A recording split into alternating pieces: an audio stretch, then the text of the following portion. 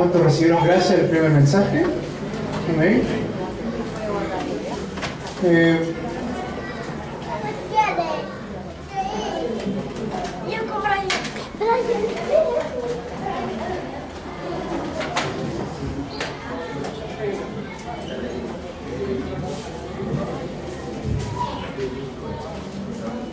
¿Ya entraron los remanentes? ¿Sí? Hemos estado recibiendo la guía del Espíritu Santo mediante la palabra. El primer mensaje fue acerca de Isaac y continuamos con Isaac. Seguimos en el capítulo 26 de Génesis. Sabemos que tanto Isaac como Abraham fueron personas que encararon dificultades. Vimos en el primer mensaje de que aunque ellos encontraron un pozo, algo que era legítimamente de ellos, un pozo de agua, sin embargo vinieron los pastores de Gerar a querer contender con los otros pastores, ¿no? ¿Qué quiere decir eso? Que se levantaban dificultades, ¿no? Dios le dijo a ellos que serán bendición, que mediante ellos van a ser benditas todas las naciones, ¿no? Sin embargo, ¿qué se levantaban? Dificultades. Esto es la vida de un creyente, esa es la vida de un creyente que sí, en nuestras vidas vamos a tener aflicción, van a haber dificultades.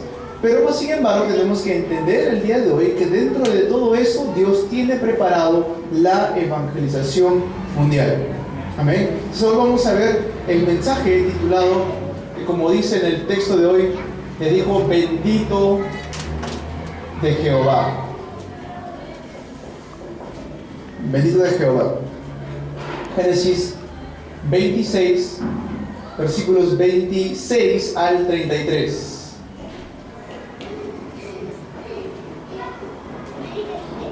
En este versículo sale esta palabra Berseba o Berseba, ¿sí? ¿Saben lo que significa esto? Pues en ese entonces Dios le había dado una promesa a Abraham. Beer significa pozo y Seba es promesa dada.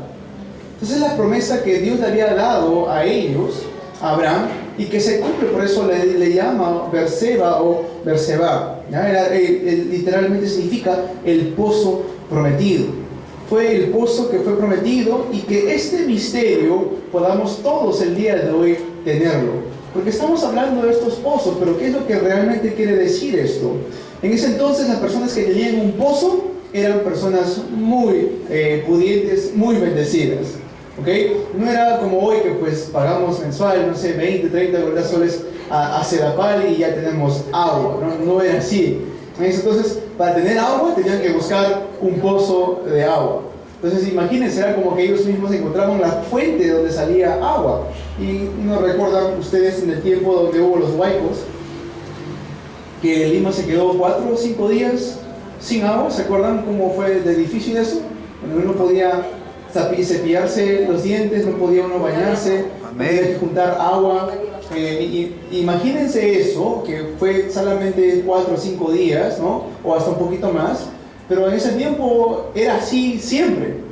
No es que ellos entraban a la casa y abrían el caño y salía el agua de ahí, y bueno, ya está, no, tenían que ellos tener un pozo de agua. Esto fue la misión dada a Isaac y también a Abraham. Entonces, ¿qué quiere decir con esto? Este es el misterio que tenemos que tener hoy. Vamos a ver la introducción.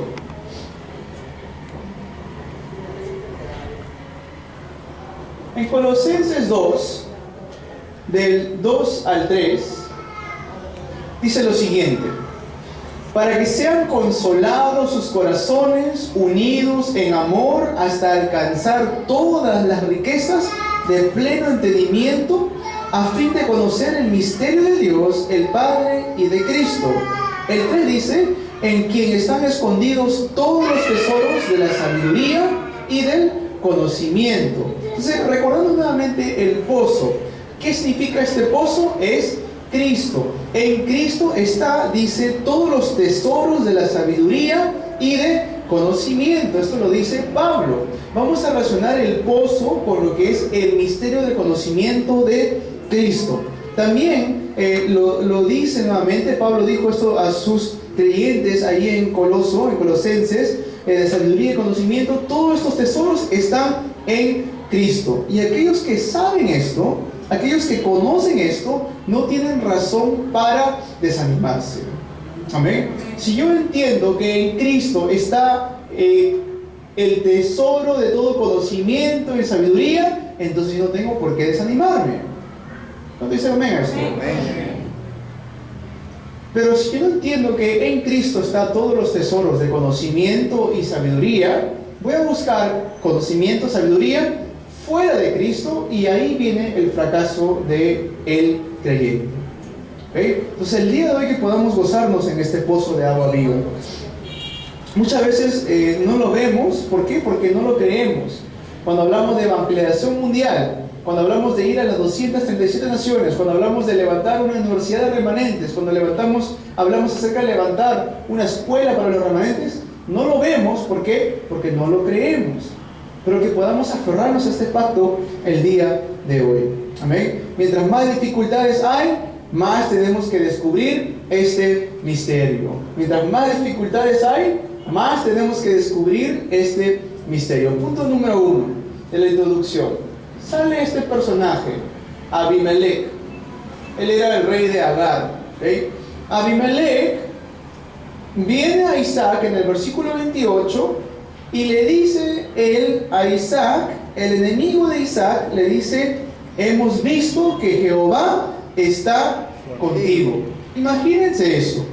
Un no creyente, enemigo de Isaac, viene ante Isaac y le dice: hemos visto que Jehová está contigo. Díganme ustedes si esta no es la respuesta más grande que un creyente puede tener. Amén. Que un no creyente venga a un creyente y le diga: hemos visto que Dios está contigo. Es una respuesta tremenda para un hijo o una hija de Dios. Era su enemigo, es más. ¿Ah? Después vemos que le dice estas palabras. Le dice: eres bendito de Jehová. Estas bendiciones están preparadas para el hijo y la hija de Dios si tan solo entendemos que en Cristo está todas las riquezas, todo el tesoro de conocimiento y sabiduría. Son palabras de un no creyente hacia Isaac, hacia un creyente. Dice: hemos visto que Jehová está contigo, tú eres ahora bendito de Jehová. Amén. Amén. Y después vienen los criados, después vienen los sirvientes, los criados, y ellos encuentran un pozo de agua. Hemos hallado agua, dice, encontraron el pozo. Los bendigo en el nombre de Jesucristo el día de hoy para que ustedes encuentren estas respuestas en Cristo. Las respuestas existen, pero muchas veces no las podemos encontrar. ¿Por qué? Porque queremos encontrar ese pozo otro lado. Queremos buscar ese pozo donde está en Cristo. Pensamos que está en mi trabajo, pensamos que está en mi familia, pensamos que está en mis estudios, pensamos que está en otros lados, pero no entendemos que el tesoro de conocimiento y sabiduría está en Cristo. Amén. Amén. Entonces, que un no creyente venga y nos diga que somos benditos del Señor, benditos de Jehová, es una respuesta tremenda. ¿Okay? Y muchas veces nos podemos preguntar, a veces nos preguntamos: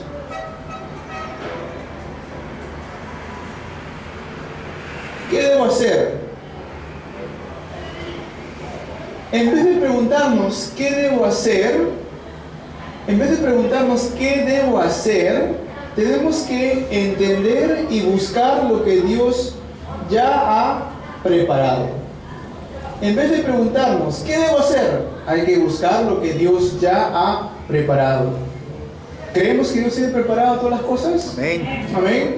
Saluda a tu hermana que está a tu costado. Dile: hermano, hermana, Dios tiene preparado todas las cosas. Dios ha preparado 100 años de respuesta. Amén. Amén.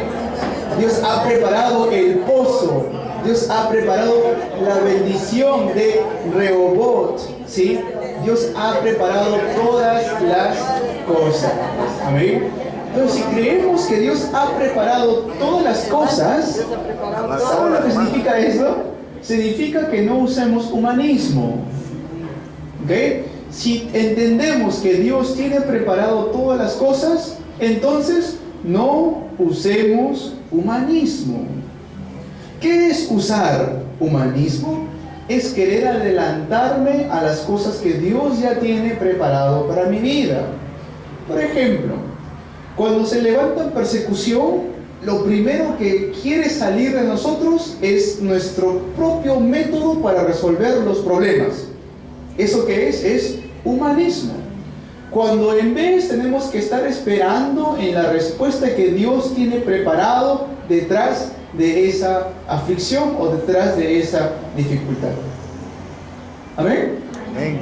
Cuando decimos Dios tiene preparado todas las cosas, ¿qué estamos diciendo? Señor, yo no voy a usar mi humanismo, voy a confiar enteramente en lo que tú tienes preparado para mi vida.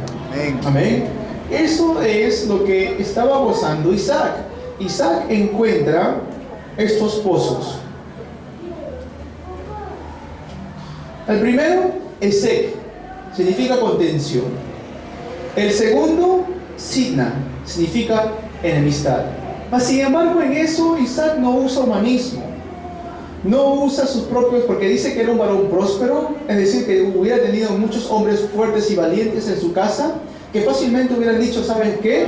Yo me apodero de este pozo porque Dios ya lo dio a mi padre Abraham, vamos a levantar guerra en contra de ustedes. No hizo eso, simplemente dijo, está bien, tómenlo ustedes, que no haya contiendas. ¿Eso qué es? No usar humanismo.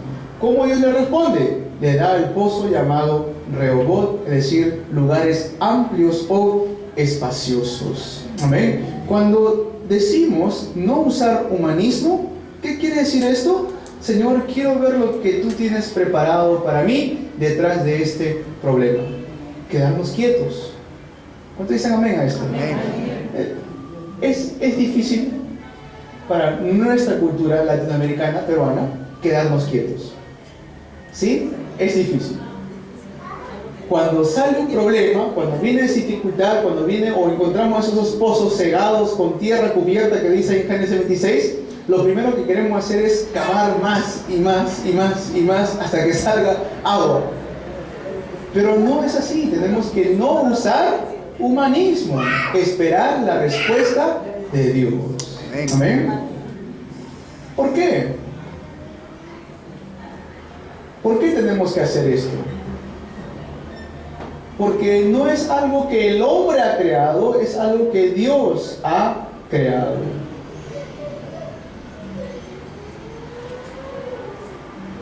Y el 3, pongan chicos, los que no me ven lo voy a decir otra vez. El 3 dice ¿qué? ¿Qué? ¿Sí? ¿Qué debo hacer o qué debo esperar? ¿Qué quiere decir eso? Es trascender todo lo que es las finanzas, todo lo que es el poder, todo lo que es el éxito humano y aplicar y tener en cuenta el estándar, el criterio y el nivel de Dios. Amén. ¿Qué debo hacer? Debo encontrar lo que Dios tiene preparado para mi vida.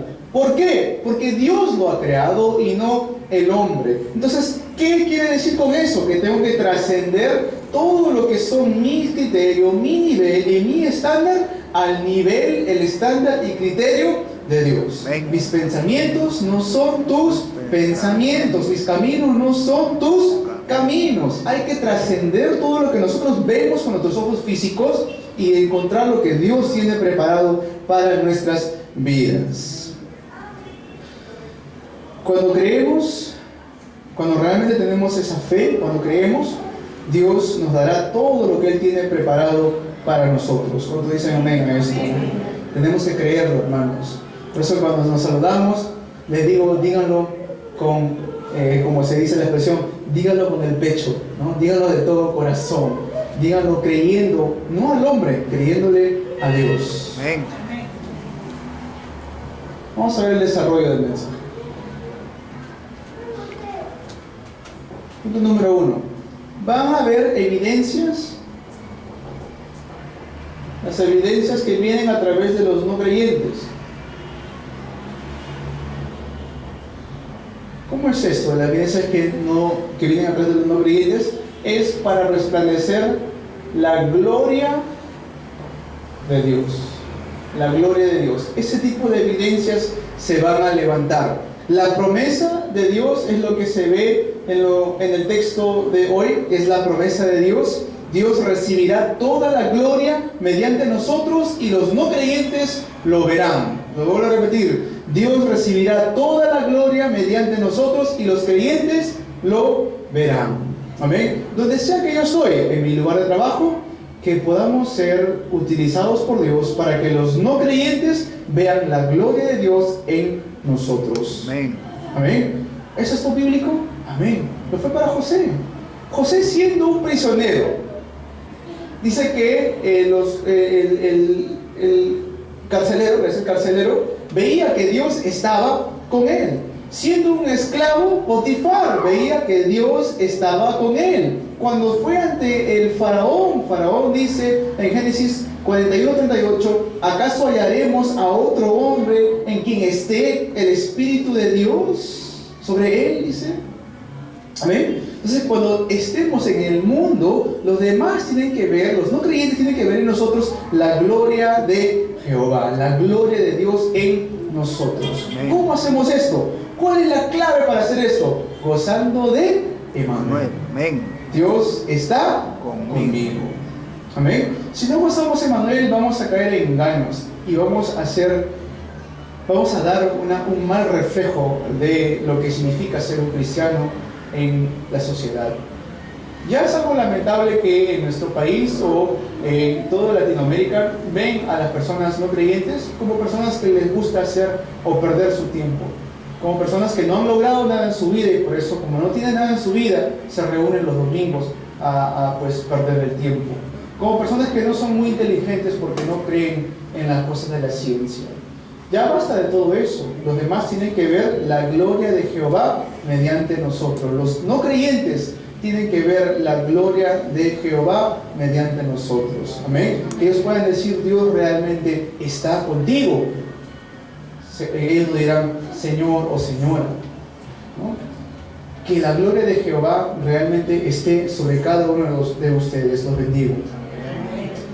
Esto, ¿cómo lo escuchó Isaac? Isaac lo escuchó mediante sus padres. Sus padres trascendieron la promesa hacia sus hijos y este es el contenido que nosotros tenemos que transmitir a la siguiente generación. ¿Cuál es el contenido que tenemos que transmitir a la siguiente generación? Hijo, hija, remanentes, mediante ustedes tiene que resplandecer la gloria de Dios. Amén. Si van a estudiar, que sea para la gloria de Dios. Si van a trabajar, que sea para la gloria de Dios. Todo lo que hagamos, dice la palabra, que sea todo para la gloria de Dios. Punto 2. El poder para ganar sin pelear. Hay un poder para ganar sin pelear. El versículo 28 lo dice. Dice, y ellos respondieron, hemos visto que Jehová está contigo, y dijimos, hay ahora juramento entre nosotros, entre tú y nosotros, y haremos pacto contigo. Un no creyente viene a Isaac y le dice, hay que hacer un juramento, hagamos un pacto. Le dice también, te hemos hecho bien. El no creyente dice que te hemos hecho bien, te hemos tratado bien, te hemos despedido en paz. Después le dice que Isaac hizo un gran banquete. Díganme ustedes si esto no es ganar sin pelear. Isaac no tuvo que reunir a sus soldados, no tuvo que reunir a sus hombres fuertes, no tuvo que hacer guerra en contra del rey Abimelech, sino que simplemente el rey viene a ese Isaac y le dice, hagamos un pacto. Y después vamos a comer. Amén. Eso es ganar sin pelear. Tus enemigos vienen a ti y te dice, hemos visto la gloria de Jehová sobre ti, hagamos un juramento, vamos a comer pollo a la brasa. ¿No? Eso es lo que sucede. eso es ganar sin pelear. ¿Cómo uno encuentra esta bendición? ¿Cómo es que uno goza de esto? Aferrarnos a la palabra de Dios es dando en su corazón, poniendo en su corazón el hecho de que Dios tiene que recibir toda la gloria. Amén. La confesión mayor de Westminster dice que el hombre fue creado para dar la gloria a Dios. Amén. Punto 3. Veremos bendiciones absolutas. Bendiciones absolutas. Dios le dice a Abraham: ve a la tierra que te mostraré, y le dice lo mismo a Isaac. O sea, la misma palabra que le dijo Dios a Abraham se lo transmite también a Isaac. ¿Qué quiere decir esto? Que Isaac también recibió la bendición De Dios. del pacto. Isaac también recibió la bendición fundamental. Isaac también recibió la bendición conmemorativa. Isaac también recibió la bendición representativa. Isaac también recibió la bendición irresistible.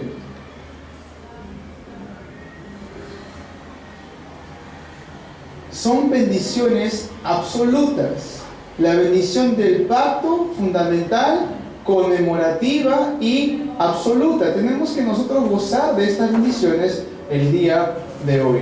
Que podamos aferrarnos a la bendición del pacto. ¿Qué es la bendición del pacto? Ir y hacer discípulos a todas las naciones. ¿Qué es la bendición fundamental? Génesis 3:15, la simiente de la mujer aplastará la cabeza de la serpiente. ¿Qué es la bendición conmemorativa? Oye Israel, te mando que guardes estas palabras y ames a Jehová con todo tu corazón, con toda tu alma, con todas tus fuerzas. La bendición representativa: mediante ti serán benditas todas las naciones. La bendición irresistible es algo que nadie puede resistirse a esto. Amén. Amén. Esas son bendiciones absolutas. ¿Cómo lo gozamos? ¿Cómo lo entendemos? Muchos tomamos decisiones muy rápido cuando viene una situación urgente, y por la urgencia muchas veces tomamos decisiones equivocadas. No olvidemos que dentro del problema está el plan perfecto de Dios. Entonces no hay necesidad de apurarnos en tomar decisiones. Esperar todo en oración. Cuando empezamos la reunión de los empresarios, dijimos, pues no hay muchos empresarios en la iglesia, porque no somos una iglesia muy grande, pero dijimos, hay que empezar con fe, Amén. en oración. Amén. ¿Qué quiere decir esto? Cuando empezamos el culto remanentes, dijimos, pues no hay muchos remanentes también. Por eso tenemos que no hacerlo, no, más bien tenemos que empezar desafiando con fe. Amén. Cuando dijimos, vamos a empezar el segundo culto, dijimos, uy, pero no todos se quedarán, o algunos irán, ¿no? Porque no hay costumbre de quedarse el segundo culto. ¿Qué dijimos? Así se queden dos, porque así fue al principio, éramos unos 5, no mucho creo. Dijimos, vamos a empezar con fe. Amén. Así se comienza, hermanos y hermanas. ¿Por qué? Porque dentro de eso son bendiciones absolutas. Nos aferramos al pacto, a lo fundamental, lo conmemorativo y lo representativo, porque esto es y va a ser una bendición irresistible. Amén. El pastor Ryu, que hoy es presidente de la Alianza para la Evangelización Mundial, comenzó hace 30 años aproximadamente el movimiento de evangelismo, y cuando Dios lo guía a ser pastor principal de una iglesia, su iglesia no era una iglesia muy grande, era una iglesia donde era más chiquito que esto, y pues había alrededor de 15 a 20 miembros, y de los 15 a 20 miembros la gran mayoría eran ancianas de mayor edad, ¿sí? Entonces él cuenta que cuando se reunían, él decía, pero yo ¿cómo voy a hacer la evangelización mundial con estas viejitas? ¿Cómo voy a ir a las 237 naciones con estas viejitas?, decía él. Pero sin embargo él siguió predicando evangelización mundial. ¿Qué hacían las ancianas?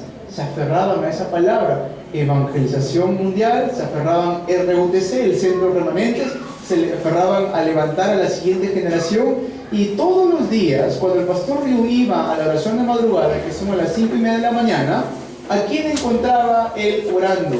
A las ancianitas. De rodillas estaban orando. Han pasado ya 30 años y hace algunos meses atrás se han reunido 20.000 remanentes. 20.000 remanentes. ¿Todo gracias a qué? A que comenzaron con fe, a aferrarse a la palabra de Dios, todo esto mediante la oración. Entonces, cuando veamos esta iglesia, cuando veamos los miembros de la iglesia, cuando pensemos que será mediante este hermano, será mediante esta hermana, digamos, amén. Amén. Dios sí puede. Amén. Porque no es nuestra obra, es la obra de Dios. Por eso dice la palabra, bendito de Jehová. ¿Quién es el bendito de Jehová? Aquel que tiene Cristo en su corazón, aquel que confiesa que Jesús es el Cristo, el Hijo del Dios viviente. Aquel que se aferra a su palabra y dice, voy a hacer la evangelización mundial. Aquel que se aferra a su palabra y dice, voy a salvar a las 237 naciones. Aquel que se aferra a la palabra de Dios y dice, voy a levantar a los preciosos remanentes. Voy a salvar a la siguiente generación. Bendición del pacto, fundamental, conmemorativo, representativo e irresistible. Que podamos ser el pueblo de Dios que se aferra a su pacto. Conclusión.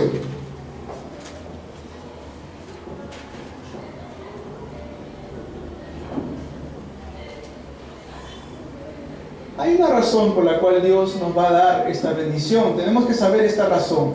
Si perdemos la razón por la cual nosotros hacemos las cosas, nos desviamos.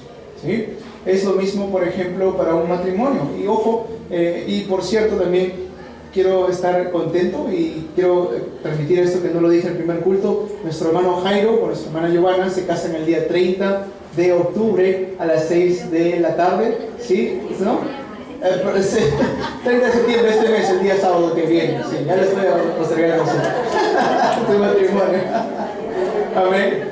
Es el 30 de septiembre, este sábado que viene es su matrimonio a las 6 de la tarde, hermanos. ¿Sí? Les voy preparando ya en oración como iglesia para que podamos ir y bendecir con nuestra presencia, con nuestras ofrendas que vamos a darle ese día, a poder bendecir a esa familia que va a ser. Amén. Pero ¿por qué digo esto? Cualquier matrimonio que se une se tiene que unir con una razón. Y para un hijo, una hija de Dios, Génesis 1, 27, 28, fructificad, llenad la tierra, sojuzgadlo. Eso es la razón. ¿Qué es eso? Evangelización mundial. Si una pareja, un matrimonio, se une sin ninguna razón, pues no hay razón para que estén juntos y por eso termina en separación, divorcio, peleas, etc. Pero si ambos tienen una razón por la cual ambos tienen que estar juntos y vivir y dar su vida para la evangelización mundial, nada los puede detener. Amén. Amén. Entonces que podamos siempre entender la razón por la cual Dios me va a bendecir. ¿Por qué Dios me va a bendecir? ¿Porque me porto bien? No es por eso. Tengo que seguir la palabra de Dios, pero no es porque yo me esté portando excelentísimo. Es porque Dios va a hacer la obra mediante nosotros. Aunque carecemos mucho, aunque le fallamos, Dios va a hacer la obra mediante nosotros. Pablo decía que en nuestras debilidades, aún así más todavía se magnifica el poder de Dios. Entonces, ¿qué tenemos que hacer? Tenemos que evangelizar. Si hablamos de evangelización del mundo, ¿qué tenemos que hacer? Evangelizar, ¿no? El mundo es un lugar hostil, pero no debemos temerle, solo esperemos en oración. Sí, es un lugar donde todo el mundo siempre está a la ofensiva, a querer ofender. Pero no tenemos que temer, sino más bien esperar en oración. Tenemos que evangelizar la era, tenemos que salvar una era entera, una época entera. Tenemos que evangelizar a las 237 naciones donde hay personas esperando a recibir salvación. Les voy a leer 1 Corintios 3:15. 1 Corintios 3:15. Dice: si la obra de alguno se quemare, él sufrirá pérdida, si bien él mismo será salvo, aunque así como por fuego. Es decir, es una salvación poco vergonzosa. Si yo no hago la evangelización mundial en mi vida, dice la palabra, soy salvo, sí, aunque será salvo, pero es como pasando a las justas, con un 11. Y pues yo creo que aquí nadie desea tener una salvación así. Dios dice que nos ha llamado como real sacerdocio, nación santa, pueblo adquirido por Dios. ¿Pero para qué? ¿Con qué propósito Dios me está llamando así? Para anunciar las virtudes de aquel que nos llamó de las tinieblas a su luz admirable. Amén. Entonces, que no seamos creyentes que viven su vida sin nada que tener con evangelismo. Es más, transmito esto ahora. Estamos orando para comenzar la escuela de evangelismo. La escuela de evangelismo es un día a la semana donde nos reunimos, escuchamos mensaje, y con ese mensaje salimos al campo a predicar. Amén. ¿Amén? Porque si no evangelizamos, entonces no estamos haciendo lo que Dios más anhela que hagamos: la evangelización mundial. ¿Cómo hago esto, pastor? Simplemente gocemos de Emmanuel. Dios está conmigo. Amén. Tenemos que evangelizar, que no tengamos una salvación vergonzosa, ¿no? Que podamos realmente decir: Señor, estoy aquí. Cuando Dios nos llame ante su presencia, Señor, he dado todo de mí para poder alcanzar a las personas que tú tienes preparadas en el campo. Y que no demos excusas ante el Señor el día que Él nos tenga en su presencia. Señor, quería, pero estaba ocupado. Señor, quería, pero tenía otras cosas que hacer, ¿no? Esa sería una salvación vergonzosa. Como dice Pablo, aún así como por fuego, ¿no? Pasando a las justas. Que no sea así. Que cuando estemos ante el Señor, digamos: presente, Señor. Amén, Señor. He luchado la buena batalla como un buen soldado de Jesucristo. He peleado como un buen atleta de Jesucristo. He labrado, he hecho las obras como un buen labrador de Cristo. Amén. Amén. Que podamos ir en este pacto el día de hoy, que podamos tener la bendición que tuvo Isaac, el bendito de Jehová, de las evidencias que los no creyentes verán en nuestras vidas, de ganar sin pelear, es decir, no usar humanismo, que las peleas es humanismo. Si yo ya pienso en querer pelear es porque estoy queriendo usar mi humanismo, y de esa manera disfrutaremos de las bendiciones absolutas. Entender la razón por la cual Dios me va a bendecir, por qué Dios me va a dar ese pozo tan amplio y grande que es Rehoboth para la evangelización mundial. Amén. Hay que saludarnos los unos a los otros, hermanos, que no tengamos una salvación vergonzosa. Amén. Amén. Que tengamos una salvación, Hermano, o sea, que estamos pasando por fuego. sí, una salvación llena de victoria, en el nombre de Jesucristo.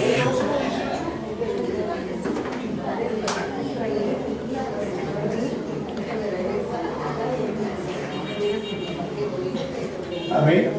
Vamos a orar. Padre, bueno, te agradecemos.